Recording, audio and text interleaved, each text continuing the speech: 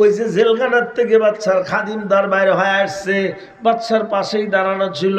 খাদিমদার বাচ্চা নামদারকে ডাক দিয়ে বললেন, বাচ্চা নামদার, জেলখানার মধ্যে এক ব্যক্তি আছে, তার নাম হলো ইউসুফ। সে স্বপ্নের যে তাবির করে ঠিক তাই হয়, আপনার স্বপ্নের তাবির তিনি করে দিতে পারবেন। বাচ্চা নামদার ডাক দিয়ে বললেন, যাও ইউসুফকে জেলের থেকে বের করে নিয়ে আসো। ইউসুফকে জেলের মধ্যে থেকে বের করে নিয়ে আসলেন। ও আমার ভাইরা, ও আমার বাবাজিরা, একটা রুদ্ধদ্বার কক্ষের মধ্যে দুইজন বসছে, বাচ্চা এবং ইউসুফ। জানালা দরজা বন্ধ, রুদ্ধদ্বার বৈঠক হচ্ছে।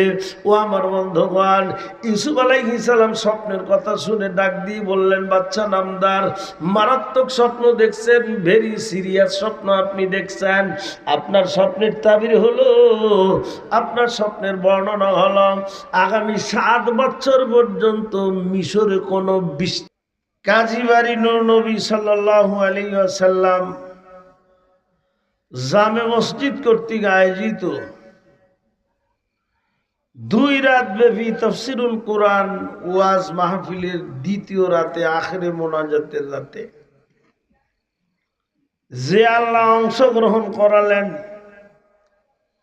সে মহান রব্বুল আলামিনের দরবারে আলী শানে অসংখ্য অগণিত শুকরিয়া জ্ঞাপন করে আমরা সকলে বলি আলহামদুলিল্লাহ। অসংখ্য অগণিত দরুদ ও সালাম বর্ষিত হোক বিশ্ব মানবতার মহান মুক্তির সনদ, বিশ্ব মানবতার মহান মুক্তির দিশারি, সাইয়্যিদুল মুরসালিন খাতিমুল আম্বিয়া জনাবে মুহাম্মদুর রাসূলুল্লাহ সাল্লাল্লাহু আলাইহি ওয়াসাল্লামের উপর সকলে আবেগ ভরা কণ্ঠে দোয়ার মনোভাব নিয়ে বলি আল্লাহুম্মা আমিন। আর একটু জোরে বলি আমিন। আপনারা ভালো আছেন?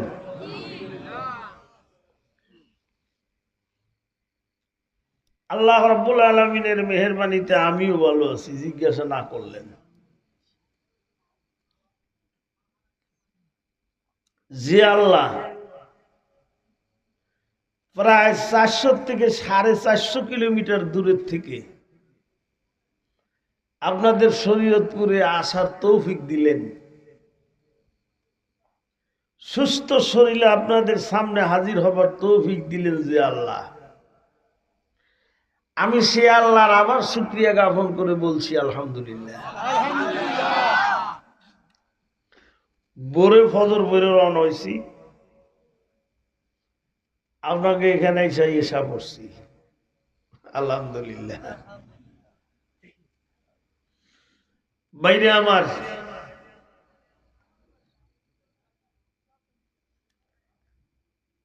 আল্লাহ রাব্বুল আলামিন আমাদেরকে যাচাই বাছাই করে, মনোনীত করে, পছন্দ করে এই মাহফিলে আসার তৌফিক দিচ্ছেন, ঠিক কিনা? এলাকার মধ্যে আপনাদের সে ইমানদার মানুষ নাই, কথা বলে না? আপনাদের মতো ইমানদার মানুষ কিন্তু অনেক আছে, কিন্তু তারা আসতে পারে নাই। নবী বলেন, লাউলা আল্লাহু মাহতাদাইনা ওয়ালা তাসাদ্দাকনা ওয়ালা সাল্লাইনা। আল্লাহ কৃপা না করলে হেদায়েত পাওয়া যায় না। সুবহানাল্লাহ। লা তাসাদ্দাকনা, আল্লাহ রহম না করলে দান সদকাও করা যায় না। বলেন না সুবহানাল্লাহ। ওয়ালা সাল্লাইনা, আল্লাহ পাক রহম না করলে নামাজও পড়া যায় না।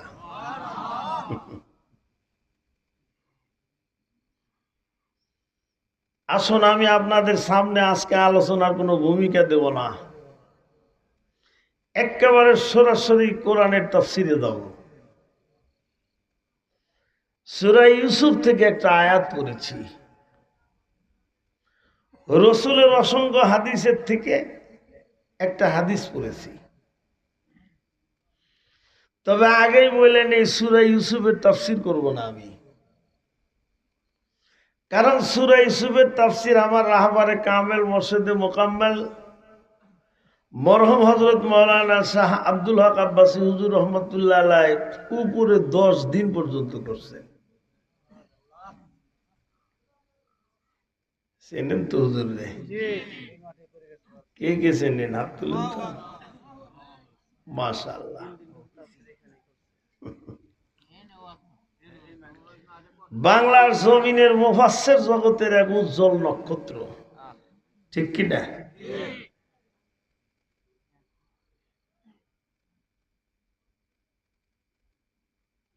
ইখওয়াজুল ইলমি বিকাবজিল উলামা, নবী বলেন বড় বড় আলেমদেরকে আল্লাহ উঠায় নেবেন, ছোট ছোট আলেমেরা তাদের স্থলাভিষিক্ত হবে। আবার ওনাদেরকে আল্লাহ উঠায় নেবেন, তার চেয়ে ছোট ছোট আলেমরা তাদের স্থলাভিষিক্ত হবে। এভাবে আস্তে আস্তে আলেম চলে যাবে, দিন চলে যাবে, মাঠ ফাঁকা হয়ে যাবে। আমার কথা বুঝছেন? এখানে কিন্তু লেখা হয়েছে মরহুম হযরত মাওলানা শাহ আব্দুল হক আব্বাসী হুজুর রহমতুল্লাহ আলাইহির হুবহু সুমধুর কণ্ঠস্বর। আচ্ছা বলুন তো, কোথায় আব্বাস আর কোথায় গাব গাছ?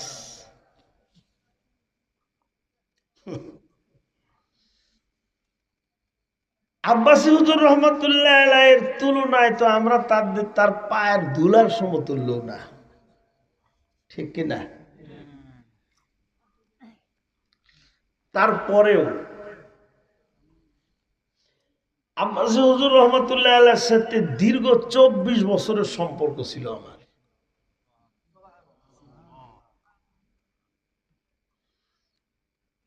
আব্বাসী হুজুর রহমতুল্লাহ আলাইহি 1996 সালে 10ই মুহররম বাংলাদেশের 21 জনকে খেলাফতনামা দিয়েছেন। কয়জন? 21 জন। তন্মধ্যে আমি গুনাহগার ছিলাম 2 নম্বরে, আর 1 নম্বরে ছিলেন ঢাকাতে বাড়ি, ওনার নাম হলো নুরুল্লাহ, মৌলানা নুরুল্লাহ। যাক, আমি ওইদিকে যাইতে চাই না। সূরা ইউসুফের থেকে আমি আপনাদের একটা ছোট্ট দৃষ্টান্ত বোঝাবো শুধু, ইনশাআল্লাহ। শুনবেন না? আমার সাথে সাথে বলুন বিসমিল্লাহির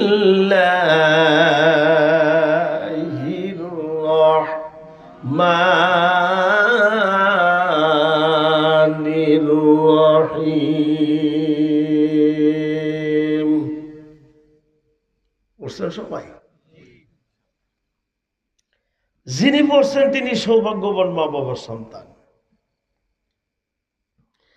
আর যিনি পড়েন নাই তিনি হলেন 1 নম্বরের কপাল পোড়া। কারণ যে ব্যক্তি একবার বিসমিল্লাহির রহমানির রহিম তেলাওয়াত করে, আল্লাহ রাব্বুল আলামিন তার আমলনামার মধ্যে কমপক্ষে 190টা নেকি দেন। কয়টা? নেকির দরকার নাই?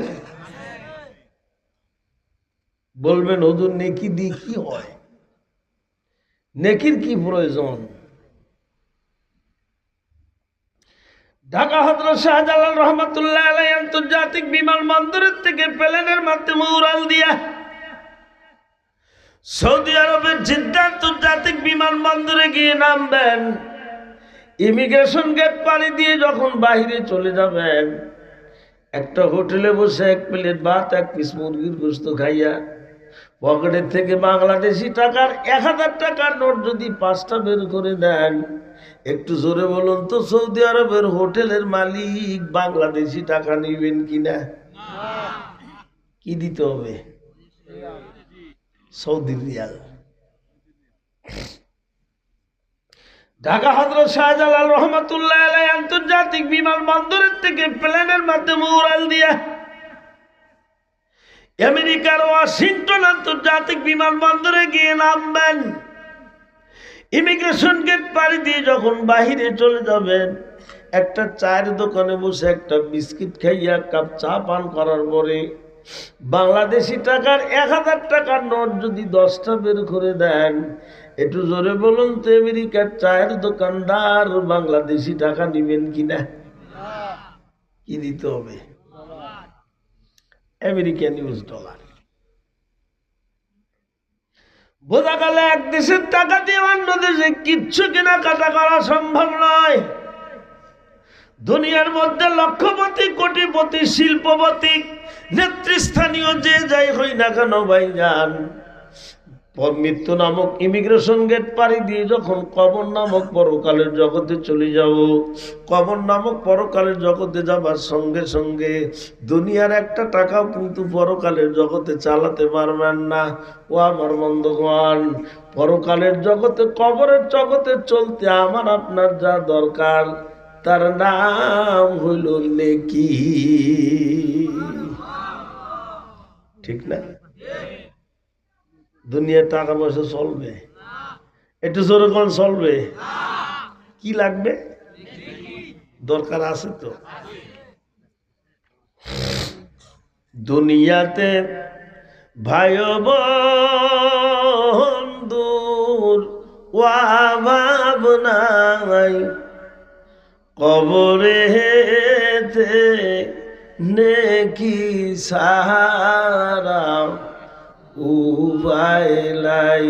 দুনিয়াতে টাকা পয়সার অভাব নাই, পরকালে আমল সারা উপায় নাই। ঠিক কিনা? আসুন, নেকির প্রয়োজন আছে তো। নেকির আশায় পড়ুন বিসমিল্লাহির রহমানির রহিম। ক্বালা জাআলনি খাযাইনিল আরদ ইন্নী হাফিজুন আলীম। সূরা ইউসুফ। বাইরা ইউসুফ আলাইহিস সালামকে 13 বছর বয়সে কুয়ায় ফালাইল। খুব সার সংক্ষেপ কথা। কয় বছর? কুয়ার থেকে আল্লাহ রাব্বুল আলামিন তাকে উঠাইয়া মিশরে এনে বেচাকেনা করাইলেন। কিনা নিল মিশরের চিফ মিনিস্টার, প্রধানমন্ত্রী। ওনার স্ত্রীর নাম বিবি জুলেখা। সেখানে থাকলেন 10 বছর। কয় বছর? 13 আর 10 23। মিথ্যা ষড়যন্ত্রে জালে পড়ে জেলে গেলেন। বলুন তো ইউসুফ দোষী না জুলেখা দোষী? নির্দোষী ইউসুফ জেলে গেলেন। এই কথার দ্বারা বোঝা যায় অনেক সময় নির্দোষী মানুষও জেলে যায়। ঠিক কিনা? আমাকে সদ্য বিতাড়িত প্রধানমন্ত্রী অন্যায় অবিচার জুলুম করে ওলামায়ে কেরামকে জেলখানায় ঢুকাইছিল না? ঢুকাইছিল না? কথা বলে না।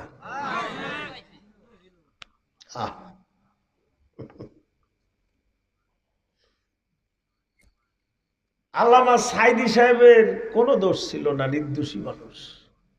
ঠিক? বাংলাদেশ জামাত ইসলামীর বড় বড় নেতা করে কোনো দোষ ছিল না, নির্দোষী। আপনারা ইতিহাস পড়বেন। 1972 সনে রাজাকারদের যখন তালিকা করা হয়েছিল, সে 1972 সনে রাজাকারের তালিকার মধ্যে ওনারা ছিলেন কিনা? আমরা ইতিহাস তালাশ করে দেখি কেউ ছিল না এনারা, ইতিহাস বলে না।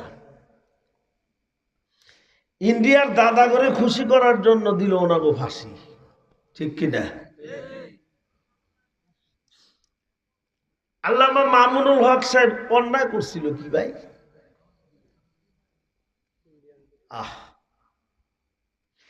এই ভারতের দাদা করে খুশি করার জন্য কত কি করলো, টিকতে পারছে? জোরকন পারছে? আসুন, ইউসুফ আলাইহিস সালাম যেহেতু নির্দোষী মানুষ, জেলে গেছে, আমরাও যাইতে, কথা ঠিক কিনা? আমাদেরও যাওয়া লাগতে পারে, এটা অস্বাভাবিক কিছু নয়। কোথার থেকে শোনাইতেছি ভাই? একটু জোরে কর না। প্রধানমন্ত্রী যেদিন ইউসুফকে জেলে পাঠাইলেন, মিশরের প্রেসিডেন্ট, সরকার প্রধান, মিশরের রাষ্ট্রপ্রধান বাদশা রায়্যান ইবনে ওলীদ তাকে সকালে খাইতে দিছে। সকালের নাস্তা পরীক্ষা নিরীক্ষা করে দেখা গেল নাস্তার মধ্যে বিষ মিশানো আছে। বাদশা রায় দিলেন, নাই বাবুর্চি দিছ, নাই খাদিমদার দিছ, দুইজনই দোষী, তোমরা জেলে চলে যাও। প্রধানমন্ত্রী পাঠাইল ইউসুফকে, বাদশা পাঠাইল আরো দুইজনকে, মোট হইল কয়জন? জোরে কয় না? তিনজন। তিনজন একসাথে 7 বছর জেল খাটলেন। কয় বছর? এখন বয়স হলো কত? 30। সকালবেলা বাদশার খাদিমদার ইউসুফকে জেলের মধ্যে ডাক দিয়ে কয়, হুজুর রাত্রে একটা স্বপ্ন দেখছি। বলে কি? কয় আমি স্বপ্ন দেখি বাদশাকে পুনরায় আঙ্গুর চিপা চিপা রস খাওয়াই। হবে কি হুজুর বলেন তো স্বপ্নের তাবির? তোমার স্বপ্নের তাবির হলো অল্প কিছুদিনের মধ্যে তোমার মামলার রায় হবে, তুমি নির্দোষী বেকসুর খালাস পেয়ে যাবা, সাবেক চাকরি পুনরায় ফেরত পাবা, বাচ্চাকে খাদিমদার হিসেবে খাওয়াইবা। কথা শেষ করতে না করতে বাবুর্চি আসছে। হুজুর আমি তো একটা স্বপ্ন দেখছি। বলে কি? কি স্বপ্ন দেখছ? আমি স্বপ্ন দেখি ঝাঁকার মধ্যে, ধামার মধ্যে খাদ্য নিয়ে যাচ্ছি, রুটি নিয়ে যাচ্ছি, কতগুলো পাখি উড়াল দিয়ে এসে ঠোকর মেরে মেরে রুটিগুলো খাচ্ছে।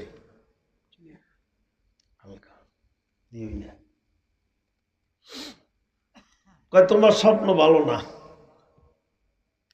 অল্প দিনের মধ্যে তোমার মামলার রায় হবে, তুমি দোষী সাব্যস্ত হয়ে যাবা, ফাঁসির হুকুম তোমার হবে, ফাঁসির কাষ্ঠের মধ্যে ঝুলে থাকবা, কতগুলো পাখি এসে তোমার শরীরের থেকে ঠোকর মেরে মেরে গোশতগুলো খাবে। বাবুর্চি ভয়ের চোটে কয়, হুজুর আমি এ স্বপ্ন দেখি নাই। বুঝছেন? তাহলে বললি কেন? কয় হুজুর খাদিমদার বলছে তো, ওনার দেখা দেখি আমি বলছি।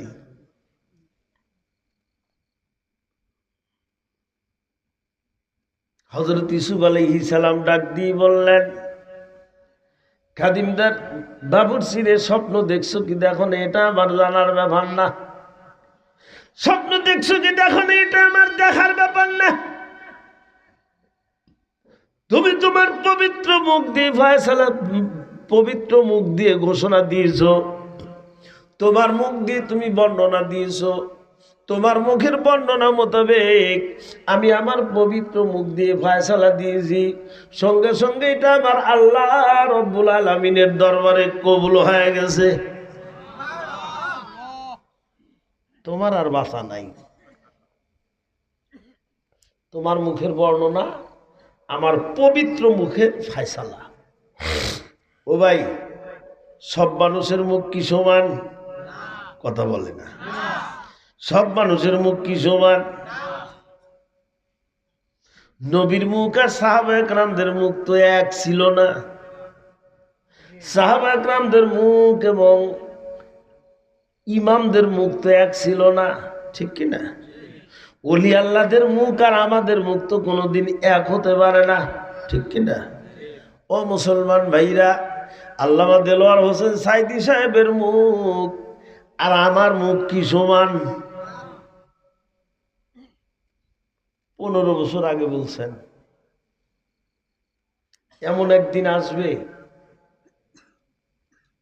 12 কোটি গাছের মূলে ধাকি দিবে, ধাক্কা দেবে, মামুর বাড়ি দিল্লিতে গিয়ে পড়বা। বলছেন না বলেন নাই? পড়ছে না বলে নাই? কোথায় পড়ছে গিয়া?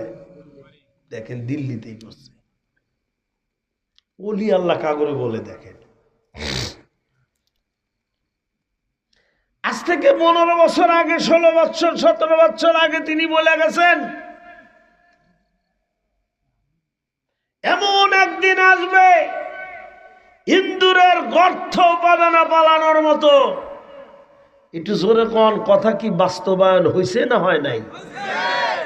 পৃথিবীর কোন দেশে কি তাকে নিচে? কথা বলে না।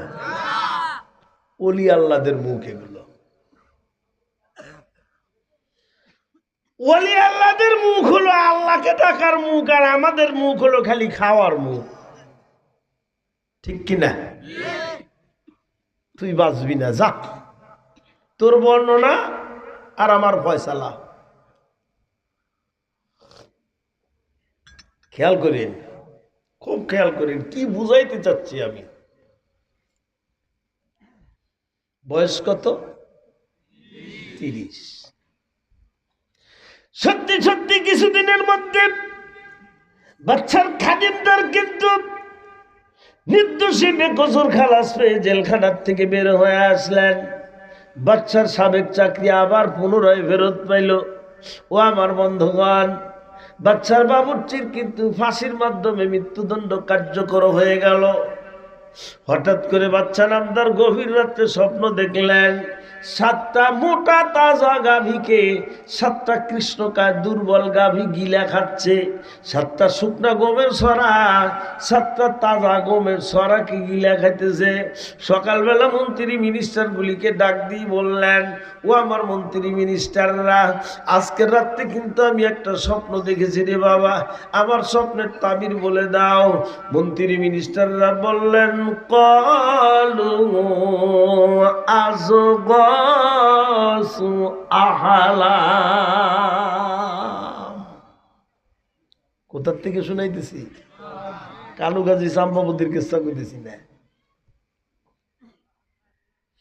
মন্ত্রী মিনিস্টাররা কয়, বাদশা নামদার এটা আপনার স্বপ্ন না, এটা আপনি দান্দা দেখছেন। ক্যাবিনেট মন্ত্রী, বুদ্ধিজীবী মন্ত্রী যিনারা, ওই সমস্ত মন্ত্রী মিনিস্টার গুলি ডাক দিয়ে বললেন, বাচ্চা নামদার, সত্যিকার অর্থে যদি এটা আপনার স্বপ্ন হয়, এত বড় স্বপ্নের তাবির তো আমরা করতে পারবো না। ও আমার বন্ধুগণ, ওই যে জেলখানার থেকে বাচ্চার খাদিমদার বাইরে হয়ে আসছে, বাচ্চার পাশেই দাঁড়ানো ছিল। খাদিমদার বাচ্চা নামদারকে ডাক দিয়ে বললেন, বাচ্চা নামদার, জেলখানার মধ্যে এক ব্যক্তি আছে, তার নাম হলো ইউসুফ। সে স্বপ্নের যে তাবির করে ঠিক তাই হয়, আপনার স্বপ্নের তাবির তিনি করে দিতে পারবেন। বাচ্চা নামদার ডাক দিয়ে বললেন, যাও ইউসুফকে জেলের থেকে বের করে নিয়ে আসো। ইউসুফকে জেলের মধ্যে থেকে বের করে নিয়ে আসলেন। ও আমার ভাইরা, ও আমার বাবাজিরা, একটা রুদ্ধদ্বার কক্ষের মধ্যে 2 জন বসছে, বাচ্চা এবং ইউসুফ। জানালা দরজা বন্ধ, রুদ্ধদ্বার বৈঠক হচ্ছে। ও আমার বন্ধুগণ, ইউসুফ আলাইহিস সালাম স্বপ্নের কথা শুনে ডাক দিয়ে বললেন, বাচ্চা নামদার, মারাত্মক স্বপ্ন দেখছেন, ভেরি সিরিয়াস স্বপ্ন আপনি দেখছেন। আপনার স্বপ্নের তাবির হলো, আপনার স্বপ্নের বর্ণনা হলো, আগামী 7 বছর পর্যন্ত মিশরে কোনো বৃষ্টি হবে না। কয় বছর? কোনো খাদ্যশস্য উৎপাদন হবে না, দুর্ভিক্ষ দেখা দিবে। কয় বছর ভাই? বাচ্চা হিমশিম খায় গেছে, উপায় কি? তখন তো শ্যালো মেশিন ছিল না, কেমনে তাহলে খাদ্য উৎপাদন করবে? বাবা উপায় কি? হযরত ইউসুফ আলাইহিস সালাম বললেন, ক্বালা জাআলনি খাযাইনিল আরদ ইন্নী হাফিযুন আলীম।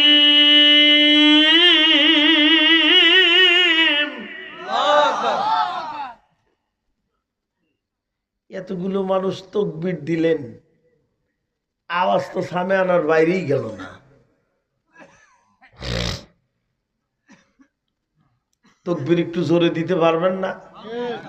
রেডি হন, রেডি? قال اجعلني خزائن الأرض إني حفيظ عليم।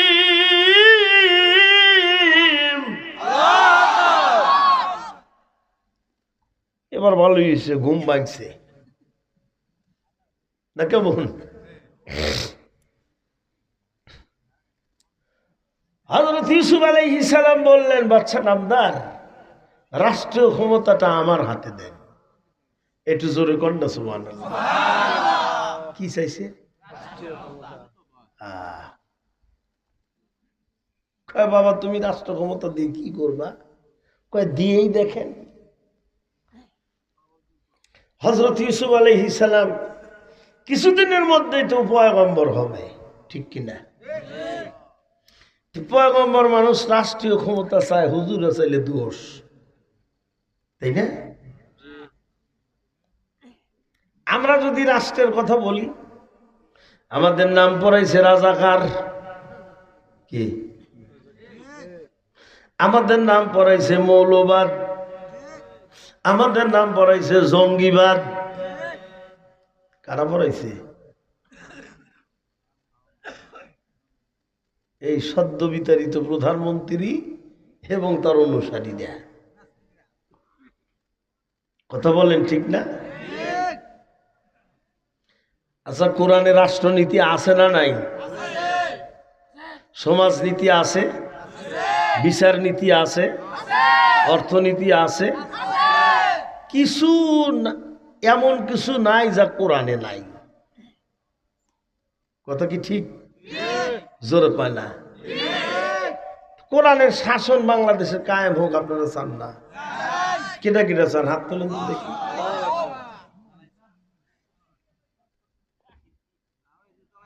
দেখা যাবে সামনে নির্বাচনে দাঁড়িপাল্লায় ভোট দেন কি না দেন। হাত কিন্তু দেখাইছেন আল্লাহ। খালি নিজেই দিবেন না, ফ্যামিলির সবাইকে, আত্মীয় স্বজনকে বলে দিবেন যে ভোট মারো দাঁড়িপাল্লায়, একবার দেখি। ধানের শীষও দেখছি, নৌকাও দেখছি, লাঙ্গলও দেখছি, একবার দাঁড়িপাল্লা দেখি। কি বলেন আপনারা? আর দোয়া করতে থাকেন, বেয়া হুজুর জানি আল্লাহ এক করে দেয়। বিপদ তো আমরা এই জায়গায় আছি, ঠিক কিনা?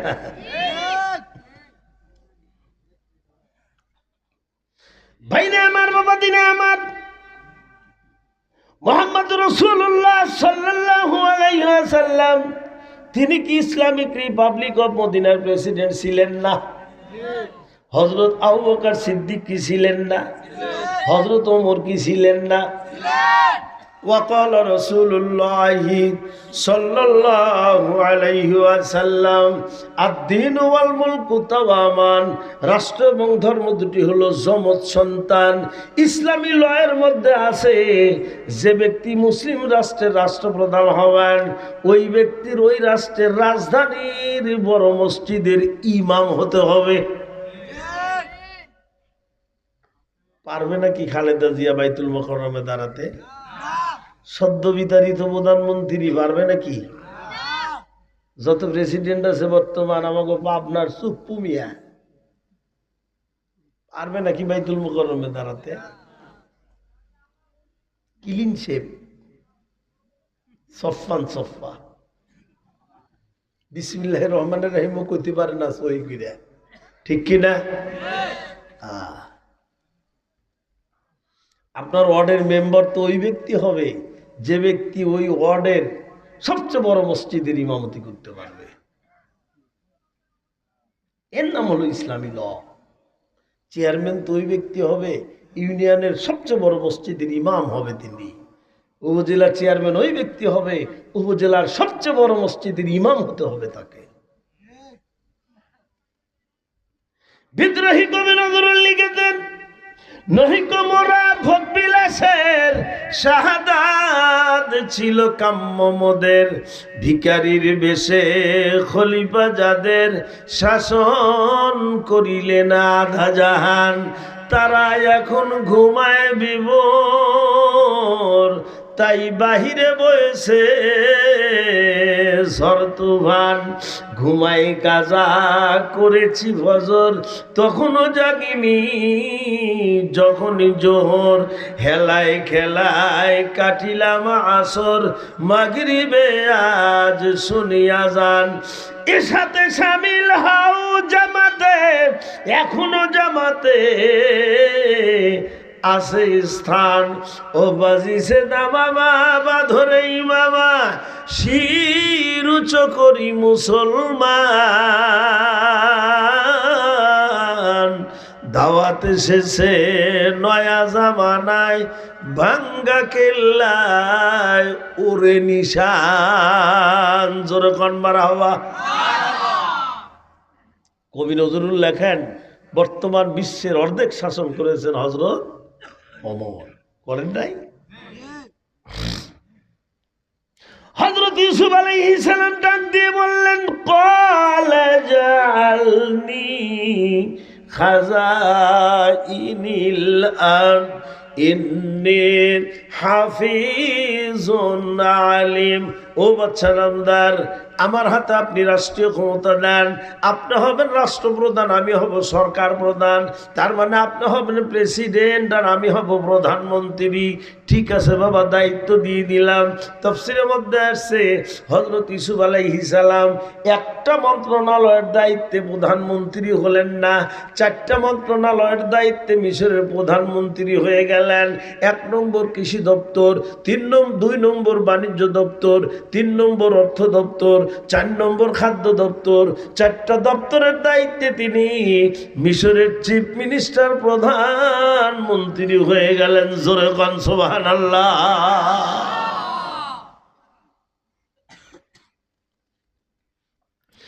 সর্বপ্রথম তিনি জাতির উদ্দেশ্যে ভাষণ দিলেন, ও মিশরের জাতি ভাইরা, তোমরা শোনো, আগামী 7 বছর পর্যন্ত কিন্তু মিশর ভূখণ্ডে কোনো খাদ্যশস্য হবে না, কোনো বৃষ্টি হবে না, খাদ্যশস্য উৎপাদন হবে না। 7 বছর পর্যন্ত কিন্তু দুর্ভিক্ষ দেখা দিবে। ও আমার বন্ধুগণ, উনি ভাষণ দিয়ে বললেন, ও মিশরের জাতি ভাইরা তোমরা শোনো, এই বছর কৃষি বিপ্লব, এগ্রিকালচার করতে হবে। আমি কৃষি মন্ত্রণালয়ের দায়িত্বে আছি, বিনা সুদে তোমাদেরকে কৃষি লোন দেব, বেতন দেব, সার দেব, কীটনাশক দেব। যে ব্যক্তি ভালো কৃষক হিসেবে ভালো খাদ্যশস্য উৎপাদন করতে পারবা, আমি ওই ব্যক্তিকে আমার রাষ্ট্রের পক্ষ থেকে উপযুক্ত পুরস্কারে পুরস্কৃত করব।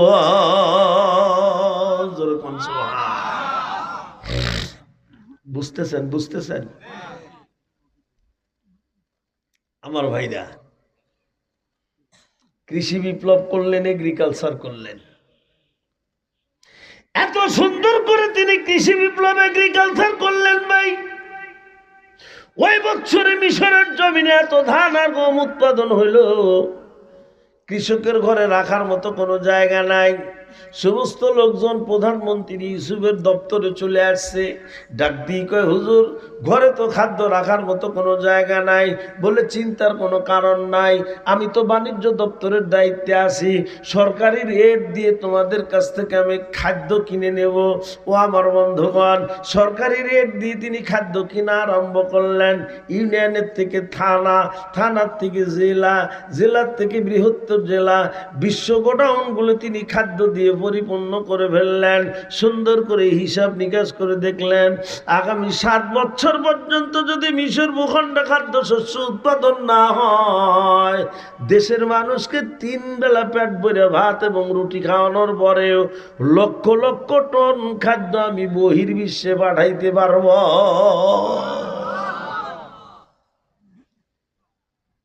আমাকে বাংলাদেশে সরকার খাদ্য কিনে না, কথা কয় না, গুদামজাত করে না। কি জন্য? প্রাকৃতিক দুর্যোগের মোকাবেলা করার জন্য। কথা ঠিক না? এই শিক্ষা হাজার হাজার বছর আগে ইউসুফ আলাইহিস সালাম দিয়ে গেছে। শিক্ষা দিল পয়গম্বর, মাতবাড়ি করো তোমরা। কথা কি বোঝা যায়? শিক্ষা দিল হুজুর, আর মাতবাড়ি করে বেয়া হুজুর।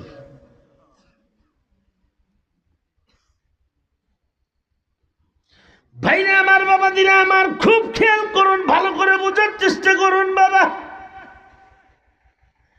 হঠাৎ 1 বছর পরে বৃষ্টি নাই, লোকজন দৌড়াচ্ছে হুজুর বৃষ্টি নাই বলে। চিন্তার কোনো কারণ নাই। 1 বছর তো তোমাদের ঘরের তা খাবার আছে, বাকি 6 বছরের জন্য আমি আছি, মোটেও চিন্তা করবা না। রেশনিং প্রথা চালু করলেন। তাফসীরের মধ্যে আসছে এই পৃথিবীতে সর্বপ্রথম রেশনিং প্রথা চালু করেছেন হযরত ইউসুফ আলাইহিস সালাম। সুবহানাল্লাহ, জোরে কইলেন না? কোরআন তো তাই কয়। কি কয়? কোরআন কার কথা? আল্লাহ। আরে মুসলমান জাতি ইসলাম কি বুঝলো না, কোরআন কি বুঝলো না, খালি কয় আমরা বঙ্গবন্ধুর সৈনিক। কয় না? কয় না? আমরা জিয়াউর রহমানের সৈনিক। হবিয়া, মুসলমান হিসেবে তুমি তো মুসলমানের বাচ্চা, তুমি তো মুসলমান, তোমাকে বলা উচিত আমি নবীর সৈনিক। কথা বলে না, ঠিক কিনা?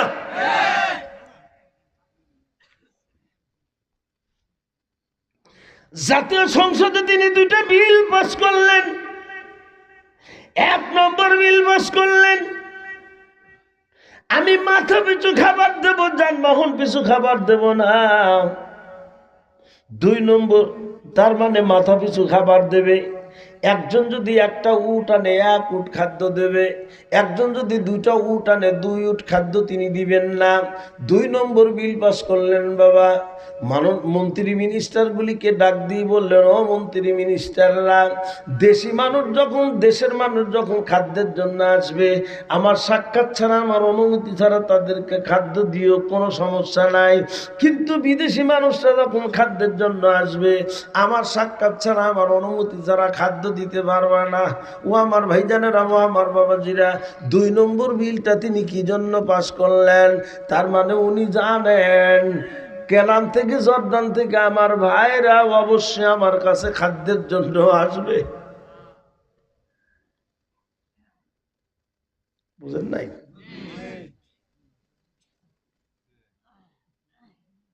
আমার ভাইরা আসবে অবশ্যই খাদ্যের জন্য।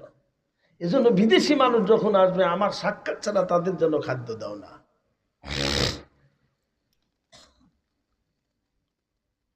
ও আমার ভাইজানেরা, ও আমার বাবাজিরা,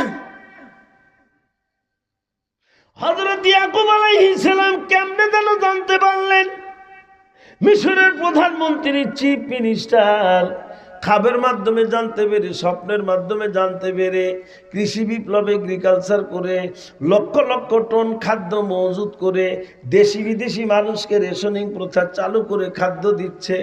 হযরত ইয়াকুব আলাইহিস সালাম হলো ইউসুফের বাবা। ছেলেদেরকে ডাক দিয়ে বললেন, ও আমার ছেলেরা, ও আমার বেটারা, তাড়াতাড়ি উঠ ঠিক কর, বস্তা ঠিক কর, আর তো না খাওয়া জীবন চলে না, না খা শুকা যাচ্ছেন সকলে। ও আমার বন্ধুগণ, কিছু টাকার জোগাড় করে দিয়ে ডাক দিয়ে বললেন, এই যে কিছু টাকার জোগাড় করে দিলাম বাবা, এই টাকাগুলো নিয়ে যা, মিশরের প্রধানমন্ত্রীর হাতে টাকাগুলো জমা দিবি। সংবিধানে বিল পাস করা আছে, মাথা পিছু খাবার দেয়, যানবাহন পিছু খাবার দেয় না। 10 জন যাবি 10টা উট নিয়ে 10 উট খাদ্য দেবে, কিন্তু আমি একটা উট বেশি পাঠায় দেব, আমি 11টা উট পাঠায় দেব। মিশরের প্রধানমন্ত্রীকে গিয়ে বলবি, হুজুর আমাদের আব্বার নাম হলো ইয়াকুব আলাইহিস সালাম, আমাদের দাদার নাম ইসহাক আলাইহিস সালাম, আমাদের বড় দাদার নাম ইব্রাহিম খলিলুল্লাহ, আমরা 12টা ভাই ছিলাম, সবচাইতে সুন্দর ভাইটার নাম ছিল ইউসুফ, ছোট্টবেলায় তাকে বাঘে খেয়ে ফেলেছে, এখন আমরা 11টা ভাই আছি, ছোট্ট ভাইটাকে আব্বার খেদমতে রেখে আসছি, আব্বা আপনাকে সালাম দিয়ে বলে দিছেন স্পেশাল কনসিডার করে 1 উট খাদ্য বেশি দেওয়ার জন্য। যা, মানুষ কয়জন? উট 11টা। এই যে টাকা দিয়ে দিলেন নিয়ে যা, এটা কিন্তু রিলিফ না, রেশন। কথা বুঝছেন তো? একেবারে সরাসরি সূরা ইউসুফে শোনাইতেছি আমি। 10 জন 11টা উট নিয়ে কেনান থেকে জর্দান থেকে মিশর অভিমুখে রওনা করলেন। মিশরের ক্যাপিটাল সিটি, রাজধানী শহরের মধ্যে গিয়ে যখন ঢুকছে, কর্মচারীরা হযরত ইউসুফ আলাইহিস সালামকে ডাক দিয়ে বললেন, হুজুর কেনান থেকে জর্দান থেকে 10 জন মানুষ আসছে, তারা নাকি একজন আর একজনের ভাই হয়। হযরত ইউসুফ আলাইহিস সালাম শুনেই বুঝতে পারছেন আমার ভাইরা ছাড়া তাইলে আর কেউ হবে না। ও আমার বন্ধুগণ, হযরত ইউসুফ আলাইহিস সালাম বললেন, ও আমার কর্মচারীরা, এদেরকে রেস্ট রুমে নিয়ে যাও বিশ্রাম করার জন্য, এরপরে গেস্ট রুমে নিয়ে যাবা খাওয়ানোর জন্য, তবে আমি না আসা পর্যন্ত তাদেরকে খাইতে দিও না, আমি নিজ হাতে তাদেরকে খাওয়াবো। ও আমার বন্ধুগণ, রেস্ট রুমে বিশ্রাম করার পরে গেস্ট রুমে নিয়ে গেলেন খাওয়ানোর জন্য।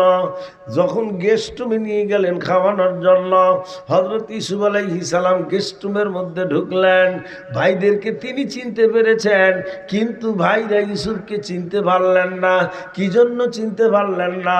ও আমার বন্ধুগণ, হযরত ইউসুফ আলাইহিস সালামের সদা সর্বদা এমন এক পোশাক পরিধান করে থাকতেন, সম্পূর্ণ শরীরটা ঢেকে রাখতেন, মুখের মধ্যে পর্দা লাগায় রাখতেন, লেকাব লাগায় রাখতেন। কি জন্য মুখের মধ্যে পর্দা লাগায় রাখতেন? তার কারণ হলো ভাইজান, আল্লাহ রাব্বুল আলামিন হযরত ইউসুফ আলাইহিস সালামকে এত সুন্দর চেহারা দিয়েছিলেন বাবা, রাতের ঘুটঘুটে অন্ধকারের মধ্যে যখন তিনি রাস্তার মধ্যে বের হইতেন, মুখের থেকে পর্দাটা সরানোর সঙ্গে সঙ্গে মুখের চেহারার মাধ্যমে রাস্তা সার্চ লাইটের মতো আলোকিত হয়ে যেত।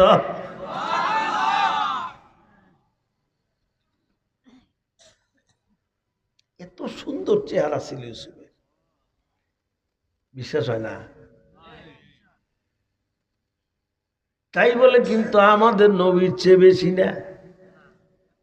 কি বলছি? ঠিক আছে,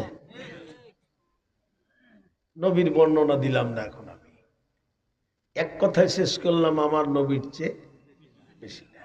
ঠিক আছে, গেস্ট রুমের মধ্যে ঢুকেই ডাক দিয়ে বললেন, ও কেনানি ভাইরা, দত্তানি ভাইরা, মানুষের 10 জন উট কি জন্য 11টা আনলেন? সংবিধানে তো বিল পাস করা আছে, আমি মাথা পিছু খাবার দেই, যানবাহন পিছু খাবার দেই না। আপনারা 10 জনকে 10 উট দেবো, 11 উট খাদ্য তো দেব না। বড় ভাই দাঁড়াইছেন বাবা, বড় ভাই দাঁড়ায় ডাক দিয়ে কয়, ও মাননীয় প্রধানমন্ত্রী, মেহেরবানি করে আগে আপনি আমাদের আব্বার সালাম দেন। ঠিক আছে, নিলাম। যখন বলছে আব্বার সালাম নেন, হযরত ইউসুফ আলাইহিস সালামের চোখ দিয়ে পানি পড়ে বাইজান, গাল দিয়ে টপ টপ টপ টপ করে বায়া বায়া পড়তেছে।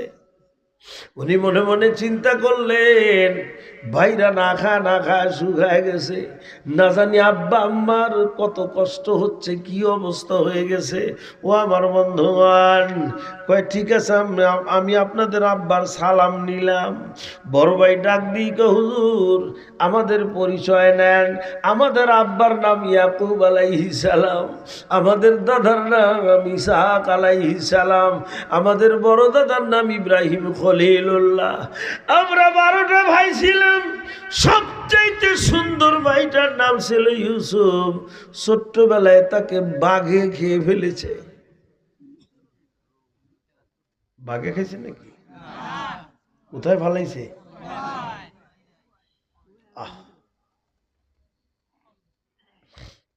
ছোট্টবেলায় তাকে বাঘে খেয়ে ফেলেছে হুজুর। এখন আমরা 11টা ভাই আছি। ছোট্ট ভাইটাকে আব্বার খেদমতে রেখে আসছি। আব্বা আপনাকে সালাম দিয়ে বলে দিছেন স্পেশাল কনসিডার করে এক কোট খাদ্য বেশি দেওয়ার জন্য। ও আমার বন্ধুগণ, হযরত ইউসুফ আলাইহিস সালাম চোখের পানি ধরে রাখতে পারে না, ঝরঝর করে চোখ দিয়ে খালি পানি পড়তেছে পর্দার নিচ দিয়ে। ভাইদেরকে বুঝতে দিচ্ছেন না। ভাইদেরকে ডাক দিয়ে বলেন, ঠিক আছে ভাইরা, আপনারা আগে খাইয়া নেন।